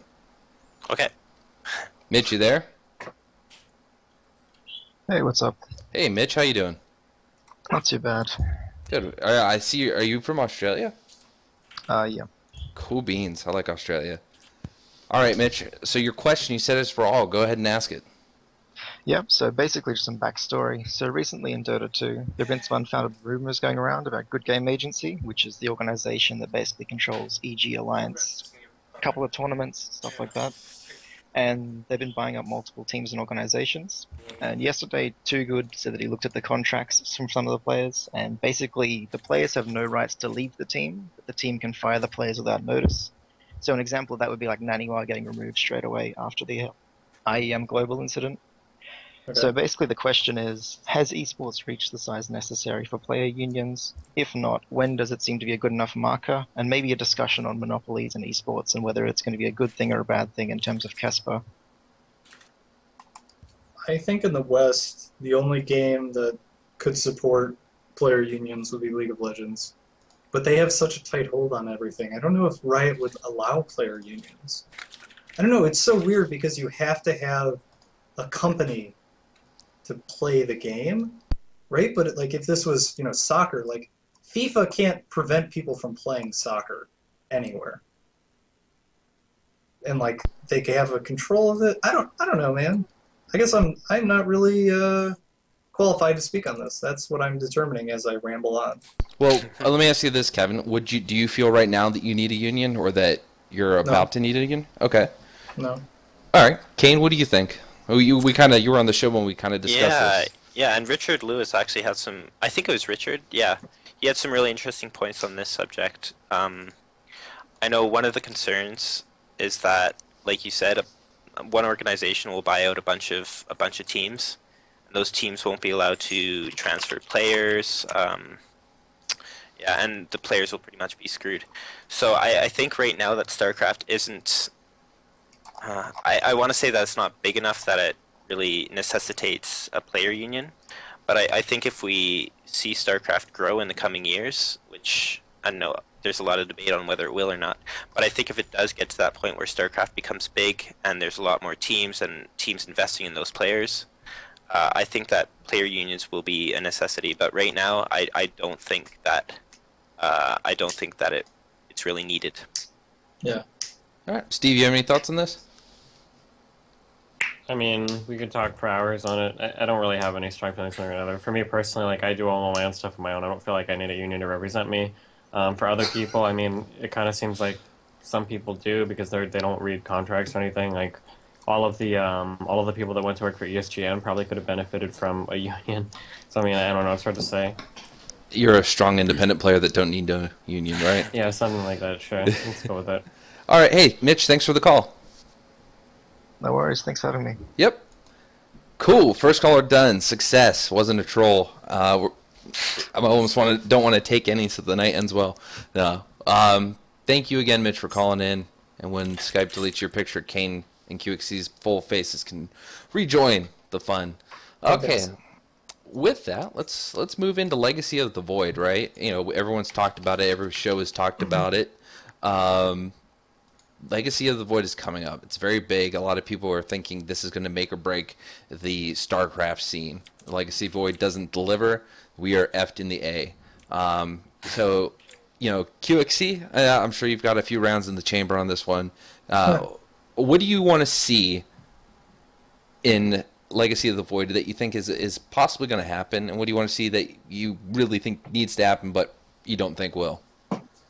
For me, the biggest thing is I wish they would make StarCraft a game that's more accessible, because I think that would go much further than any other change in terms of increasing the player base. The biggest problem isn't how much StarCraft costs, it's that people literally hate playing this game. They get so upset and so ragey or whatever. It just doesn't fulfill anything, and people move to games that are more social, they're easier to get into, all these different things. But I don't really expect it to happen because it would require basically changing the fundamentals of what makes StarCraft in a lot of ways. There would be a lot of backlash from the community. People want the game. Like, I think you can make StarCraft more accessible without making it easier or diminishing the competitive level. but it would take a lot of effort, a lot of brilliant thinking to make those changes without destroying what makes StarCraft StarCraft. In terms of things that I think will actually happen, I just want some more units. General updating of the maps, just something to revitalize the gameplay. It's getting not stale, but it's nice to have some new things. Like one of my favorite parts about living is doing new things. Mm-hmm. Like I play a lot of. I like to just browse Steam and like buy random games that are 80 or 90% off. Not because I think they're going to be great, but just because I want to do something different. Yeah. And in a lot of ways, StarCraft is kind of been the same for a while. So it's like a couple of new units per race would be pretty cool. Or some new map mechanics. That'd be really nice. Xel'Naga Watchtowers, Destructible Rocks are cool, but they've been with us since Wings of Liberty. Like, Do you want lava? no, I don't want lava. I want something that's going to make the map. I want something that's going to be really cool and really interesting. And what is that thing? I don't know. If I knew, I would have suggested it, and maybe it would have happened already. I'm not Blizzard. I don't change the game. But if they could find a way or find some things to really update the maps, make them a little more interactive in different ways, that'd be cool. Yeah, I agree with that. You were talking about new units. Let's talk about units that we've all talked about. This topic has been run into the ground, but I want to know your opinion, Kane. Do you want the Swarm Host gone? Or do you like the Swarm Host? Personally, I like the Swarm Host, especially because I play Zerg. And, however, I do think that it's boring for spectators to watch because they don't necessarily understand how difficult they are to use. Everybody thinks that they're a really easy unit to use, and while that may be true in some situations, in a lot of situations, it's really fun to, and it's really difficult to get the right positioning, get the right rally points on the locust, anticipate where your opponent's army is doing, all the while spreading creep at the same time, managing your economy, stuff like this. So I think that it's really hard for casual spectators to understand really what's going on in a Swarm Host game. In terms of Legacy of the Void, I'm kind of like the anti-QXE in that instead of, like, I do enjoy doing new things once in a while, but I also really enjoy getting into routine. And that's kind of what I found myself doing in Heart of the Swarm. Like, I know what to do. I do agree that the map pool could be updated a bit, but I'm not a very good person to ask this question to because I kind of like where we're at in StarCraft 2 right now. I really enjoy the game. I think it's fun. But I know that a lot of people disagree with me on that. It's just my opinion. I really enjoy StarCraft right now. I like StarCraft 2.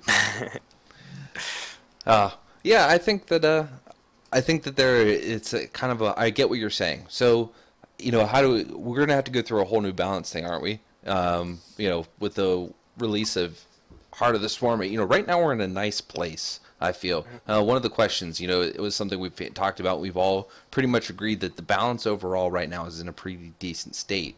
You think that, you introduce a couple new units, despite all the testing Blizzard can do, we're going to have to go through that whole balance realignment. We're going to have to readjust. Now, with that, so one of the questions, take a question from the chat. Someone was saying, do you think it's going to have a huge effect on the balance of the ladder with the old map pool coming in? So you get those old players that have experienced it. Do you think it's going to really have any effect with these old maps coming back on the distribution of the ladder and the kind of players that go between the leagues now?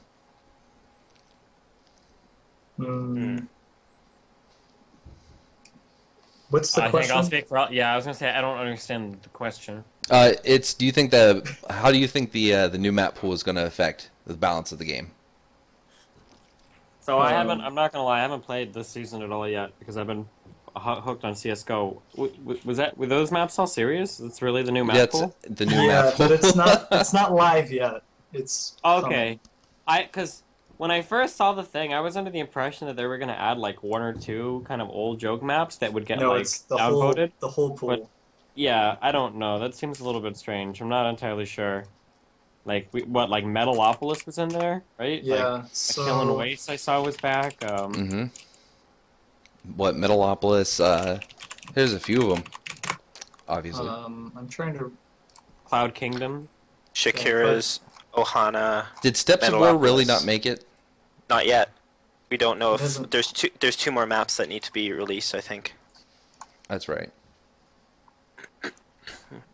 I think it'll be good for the maps to come out. Personally, I think that this game wasn't really balanced very well. I think that I think that the balance point we got to in this game happened by making maps bigger and bigger and bigger and bigger and bigger and bigger until nobody could rush each other anymore. We're like, we're balanced. So I think it'll be interesting to see games played on like Shakira's Plateau and shit. Maybe some of the game falls apart, or maybe there are rushes that work really effectively. Remember Ohana? Remember the fucking Immortal All-Ins on Ohana? I don't know. It'll be interesting to see those maps, I think. Yeah, I agree. All right, we're gonna go. Go ahead. Go ahead. No, go Yeah, ahead. I'm not super excited about the maps, but I don't think it's going to be a huge deal because except for the top, 0.01% of people that play StarCraft, like playing on these shitty old maps doesn't change anything. Like it's just a different environment for pro players. It's probably a lot of people are going to be going to customs and things like that because like tournaments aren't going to use these maps. Mm-hmm. Right, but for most people, it's just like, oh, it's like a change of pace, which Yep. I think is okay. Definitely. All right, so we're gonna real quick. We're gonna take another question. Let's put up that safety screen again. Gonna pull up this dude. His name is Lycan. Something to that effect. And gonna invite right now. I will not be calling Richard Lewis, despite the request from. What would we chat. even talk to him about? We haven't talked about anything controversial at all. Yeah, if anybody, we could be calling. We want to call Thorin and talk to him, right? Well, Thorin deleted me, so I can't call. Oh, good times. I'm digging the Skype Afro logo this dude has going on. Yo, what's up, guys? Hey, how's it going? Yeah, it's going okay. Hey, Destin, where are you gonna stream? Oh, That's what he came on the show to say. Yeah, sorry, guys. No, seriously, when are you gonna stream? Yeah. Steve? incredible knows. I don't. When God intends for me to, when the good Lord calls me, I turn on the stream. That's how it works. So is this question that I got linked, is that all you're going to ask? Or you can ask your question? No, that's pretty much it. Rip. Yeah. All right. I expected the first one to be a troll, second one troll, not bad. All right. Well, no more. He did ask a question to get on here. What did he say? He said, do you think the current meta Protoss can do anything else apart from relying on sentries? Because it seems PvZ, PvT, and PvP sentries are required for scouting, and in PvZ, PvT Protoss relies on them to defend early pushes or commit to all ins. Wow, yeah, real question. I'll answer that, and the question is that Protoss has to make sentries. Unless you're doing like an all-in of some sort. If you want to play a macro game, at least versus Zerg, I can't speak for Terran, but you need to make sentries. Hallucinated Phoenix and Force Fields, they're just... it'd be almost impossible to play Protoss without them. All right. As we know it. As we know it, yes. Yeah, that's important to add in. It's a very good point, I could definitely agree with that. All right, so that is... I really don't have any more thoughts on Legacy of the Void. I think we've all the community as a whole has beat this one into the dirt. We definitely want to know what's going to come from Blizzard. We don't know what's going to come from Blizzard yet, but I'm excited to see what we get out of this. All right, cool. So with that, I think we're going to wrap up a few minutes early. So everyone, for those who just got here or came in and saw us going through the replay, want to rehash what that is for. I will ask that question, call me Blue, in a second. The going through the replay, 1 month, or the first half, that's one thing we want to do. We were going to do show matches. We are going to do show matches, and those will feed into those replays. But it's basically so you can get the high-level view of our guests on past games. And it's to kind of go through and say, well, what would I have done, or what should they have done? That hindsight 2020, so that when you as players, for the ones who are growing or will get up there, get into those situations, you know how to think, or you know how the pros are thinking in those situations. So that's what we're going for with that. And QXC did an amazing job leading the discussion between Destiny and Kane and himself. Really happy with that. Please, if you get a chance, check out our sponsor. It is eSportsify. Go to eSportsify.com, and if you sign up, and I shit you not, use the code ALIVEGAME, you'll get 10% off for life when you upgrade to a paid account. And they have different tiers, like a $5.99 tier and whatnot. Also, we are partnered with Twitch, so I'm going to post 2 links right now in the chat. These are the 2 Twitch icons. Now, the first one, we're not actually getting that big-ass icon. It's going to be the little dog that's in there. He's going to be one of the icons, and the other one will be the full icon. That's from the Ghost Soup Pizza logo. And with that, the next one, once we get like 25 or something like that subscribers, it's going to be the Destiny drone. I think that's the one I've decided on for that, from the intro animation. So, Oh shit. yeah, I'm excited for that. So, anyway, that's really all I got. Please go to esportsify.com, check them out. They're making it really easy for teams and content producers to make websites. It's a lot easier to use than WordPress. You don't have to do all the funky setup. It's very awesome. They actually have a leaderboard, so the more content you drive, the you get up on the leaderboard, and then it's easier for you to get exposed more. So producing good content puts you out there. With that, we're going to go to our guests, QXC. Thank you again for coming. Again, great job with the hosting of that. And do you have anything you want to say? Any shout-outs? Anything coming up? No, we're good. Just keep watching me, practicing hard. Hopefully we'll be putting on some really good results at tournaments soon. And that's kind of what I'm gearing up for. This is, I've got about 3 months, and I decided if I'm not successful by then, I'll be retiring. So I'm really trying to do my best to make my time here everything that it can be. So I'm You excited. sound like you're dying of cancer. I'm trying my best to make the time I have left as good as it can. I'm very be. serious. I'm very serious about what I do, Steven. Oh, man. Yeah, but it does sound sad. It sounds like, I don't know, QXC is leaving. But so let's hope you do well. Let's hope the exile of the Koreans from the foreign scene will help a lot of our players. But I don't think you need that. Yeah, that's not what this is about. No, I know. It's not about results. It's about improvement. Absolutely. Oh, you started it, so now you get to listen. The whole thing is spending my time doing something that I'm not getting better at. Is what I felt like I've been doing for a long time, and I'm not going to keep doing it. I'm either going to get better, or I'm going to leave. That's what it's about. Absolutely, and I don't think anyone faults you for that. And I think we're going to be really sad to see one of our favorite community members go.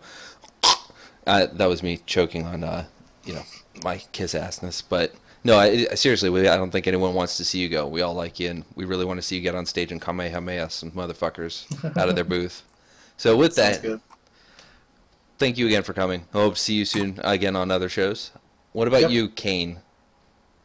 What about me? What the fuck are you doing? What are you doing?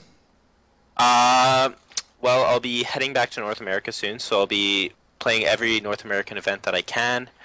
I'll be playing WCS America next year. For me, at this point, I respect what QXC is doing, but for me, it's more about the results. So hopefully I'll be able to get some good ones next year. I'm playing in a couple of Foreigner tournaments coming up this week.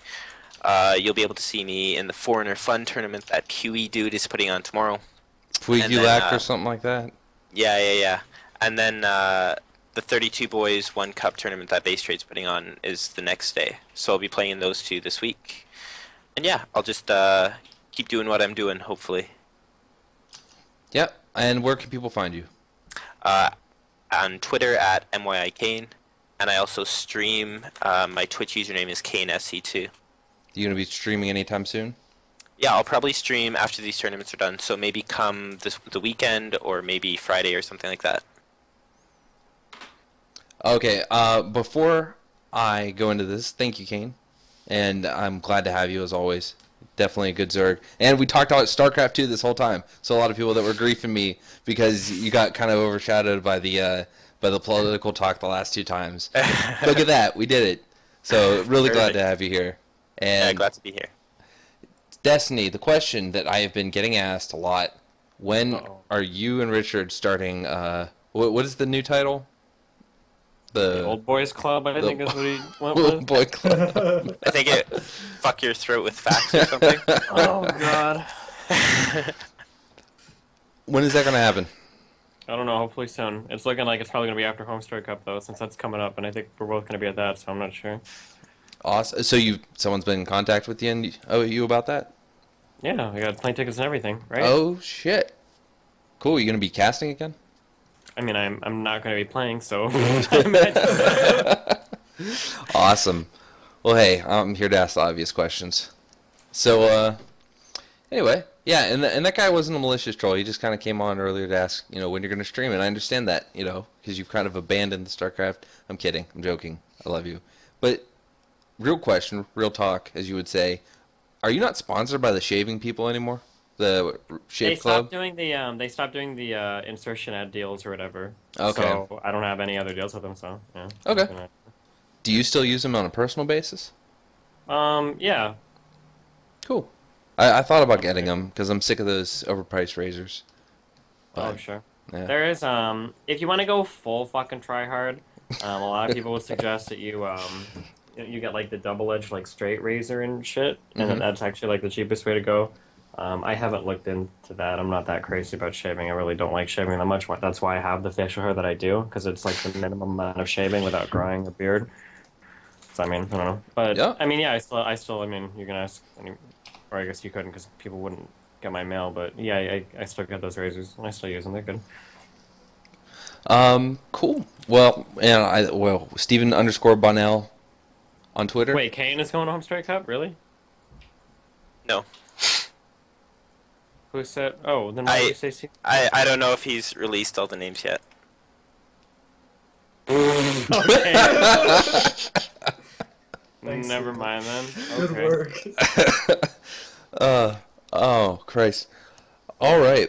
Well, hey, again, thank you guys. Thank you all for coming. It's a little different format this time, and I could tell that, people were kind of unaware of that. I had a blunder. I'm going to have a blunder. I'm never going to not have a blunder. I've come to expect this. But I'm glad that 700 of you showed up, and that makes me happy. So thank you for tuning in. Kevin, Kane, Destiny, or QXE, because I can't remember the other two first names right now. Thank you all for coming. Appreciate it. It's always good to have you on. And with that, ladies and gentlemen, this has been the Late Game Episode 6. The passion is still alive, and we'll see you in Week 7. Have a good night.